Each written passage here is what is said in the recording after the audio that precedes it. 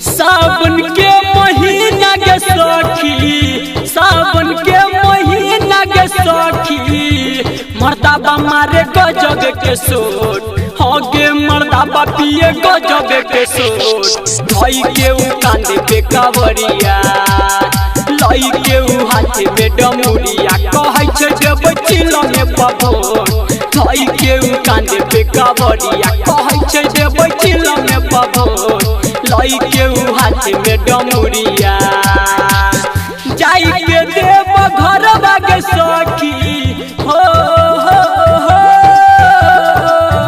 जाई के देव घर बागे सखी, मर्दाबा पिए भंगिए के घोट, होगे मर्दाबा पिए भंगिए के घोट, पानी के माथे पे पगड़िया,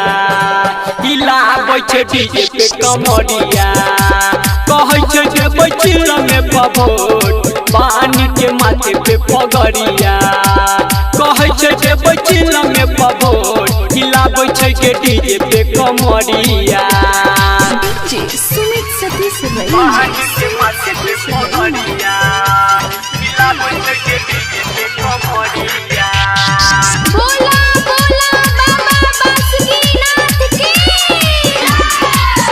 हर हर बम बम रटै के सखी हो,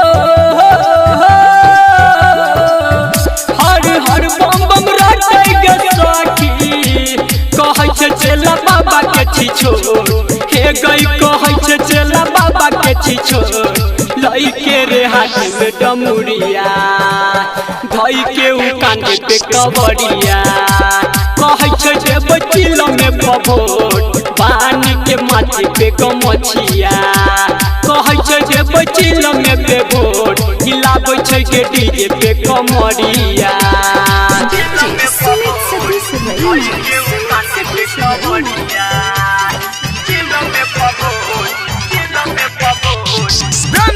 शंकर भगवान की सैया सोन बिपु के सखी हो,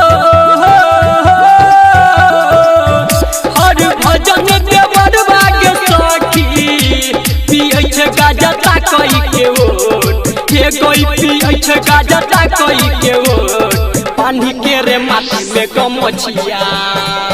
धई के रे कांधे पे कावरिया, कहै छै जे बैचिल में पभोट, पानी के रे माथे पे गमछिया,